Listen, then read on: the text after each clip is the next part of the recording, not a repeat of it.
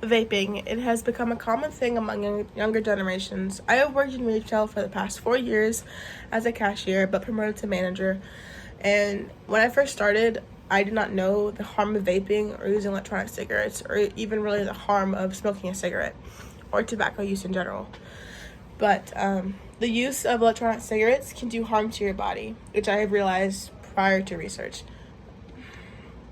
I have seen the ban of Juul in September of 2021, but was not in effect until June 23rd of 2022.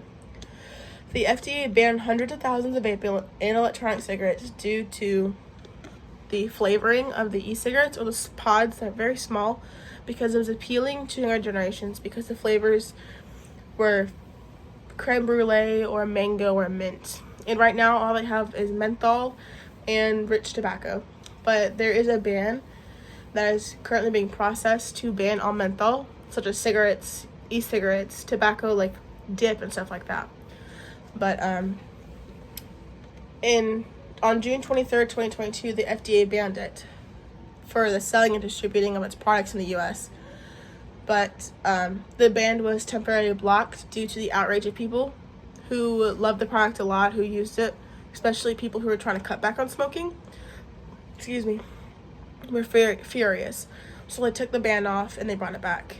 And there recently in 2023, I think a month or two ago, the brand Elf Bar, which is also a very common and popular device used in vaping because it's flavored, has not been banned, but has been temporarily removed from shelves due to the ongoing investigation of legal compliance with trading standards, because it's not being able to be sold in the United States. It was taken off the shelves about a month ago. There are many things that people don't know why vaping or smoking an electronic cigarette can do to your body. Studies have shown that vaping can deliver dangerous chemicals, including cancer-causing chemicals, heavy metals, or volatile organic compounds, or VOCs.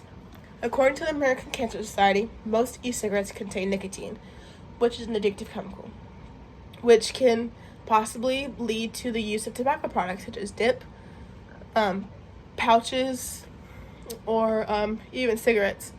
There are alternatives to cigarettes, which is nicotine packs, which are tobacco-free, which is still not good. But it is said that in 2019, there are more reports of serious lung disease in some people using e-cigarettes or other vaping products. It is not specified on what how old they were or what diseases they got in particular. According to Vaping 360, there are many side effects or symptoms of vaping, which include dry mouth, dizziness or head rush, fatigue, sore throat, coughing, weight loss or weight gain, headaches, or even nausea, or even chest pains. All of these symptoms I just listed can be caused by the nicotine in the product. Nicotine is specified as a stimulant, but also can be a suppressant, especially towards weight gain and weight loss.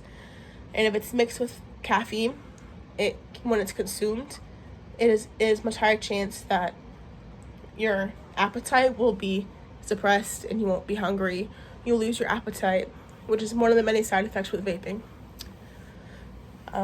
Another big one is chest pain from vaping. It can vary because of the high percentage of nicotine, because there are different milligrams of nicotine that can be consumed. Even though there is e-liquid that is 0% nicotine, it can still be harmful because of the chemicals that are used to make the e-liquid. Other things can be the excessive heat, such as the coils that are in the vape pens can be heated too much. The cotton with it can be heated too much, and you can get sick from that. Or other specific flavors of e-liquid. According to Fang Law Firm, electronic cigarettes and vape pens are very popular with smokers, including teenagers or younger generations, such as myself. Vape pens and e-cigarettes can cause severe injuries or even death.